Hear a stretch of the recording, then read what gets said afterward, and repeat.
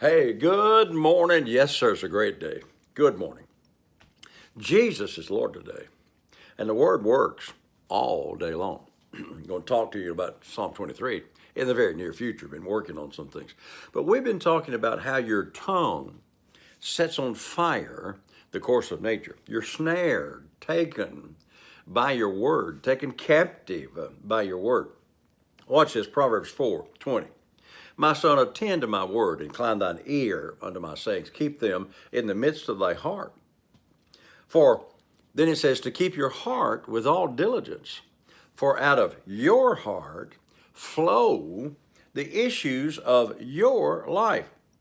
James chapter 3 talks about the tongue.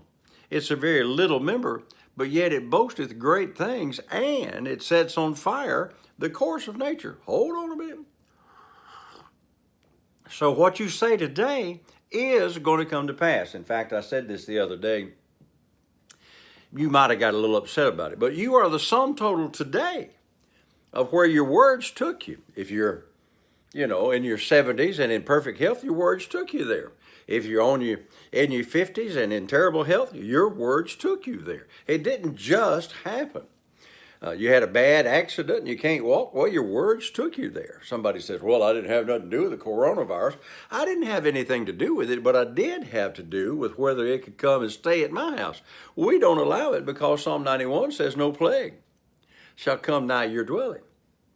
Now, there's a lot going on, and so many Christians are just, excuse me, but a little dumb on what's going on. There's a heavenly realm out there, and there's a war going on out there, and surely you've got sense enough to realize there's a war going on right now for the soul of our nation in this upcoming election. It's not Democrats versus Republicans or independents. It's evil versus good. It's the Word of God, the church, and whether this is a free nation or a socialistic communist nation. That's what this is all about, and there's a war going on. Well, there's a war going on about you in your personal life. That's why Jesus said, out of the abundance of the heart, the mouth will speak. And you need to guard your heart with all diligence and not say the wrong, dumb things. This is going to be a little deep for some of you. When God created man, he said, let us make man in our image, after our likeness. So you and I are created alike God. It's a little tough, and a lot of believers get upset over it because it goes against their traditional teaching, but we are like God, and so that makes us a little God. Now, angels are in a totally different class. They're not created like God, so they don't have choices like God. They can't choose what they say like God, but you and I can. Now, watch this. Why you got to guard your heart and guard that mouth. Since the angels think you are like God, when you say something, that's their command to do something. For instance, Psalm 91 says, he shall give his angels charge over you. You've been given charge. You've got thousands of angels that's been given charge over you. I might minister that in a few weeks.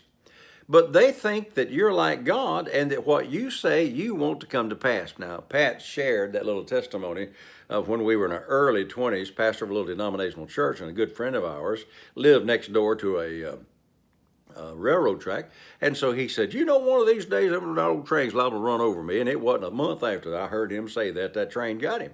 Now, we didn't know anything about the word back in those days. I mean, I might have been 21. It was one of the first churches I pastored. I didn't know squat about the word of God, but I thought, he shouldn't say that.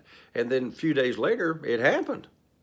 You see, your angels think you're God because you like God. And so you say, well, you never know what God's going to do. Well, they just back off. All right, well, I better not ride my motorcycle. These things are dangerous. They just back off. What you're doing is offending your angels on their job to protect you. And whether you know it or not, your words are allowing that to happen. Now, I've told you this testimony. I was riding down the road one day on my motorcycle, and a back tire of the truck next to me blew out. I was on the interstate. Not one piece hit me. I didn't have time to go get my Charles Capps books and read on the ministry of angels. I just had time to say, Jesus. And the angels did their part. Not one piece hit me. The car on my left, got his windshield knocked out. The one that was right behind me, he run off the road, and and I'm a blessed man. Somebody said, "Well, why did God take care of you?" Because I say He does. Because I say the angels bear me up, lest I dash my foot against a stone. Now, when my sons were young, teenagers, we liked to ride dirt bikes off in the woods, and we didn't just ride around a little track. We rode and climbed mountains, and we rode this place where a lot of people come out of there hurt bad. They have a wreck. We never did. But you see, every time I went into the woods with my sons, I said, the angels go before us.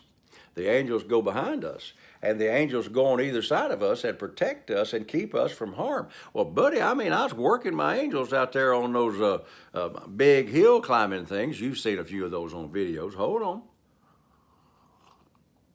But I was commanding them with my words to protect me. Somebody said, "Oh, I don't believe that." Hey, it don't matter whether you believe it or not.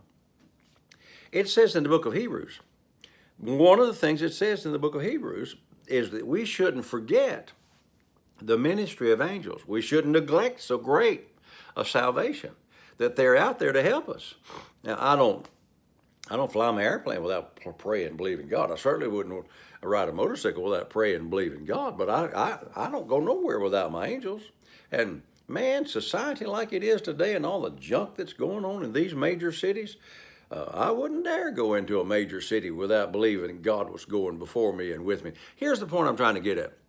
Every word that you say is heard by the angels, and it's their job to help bring them to pass.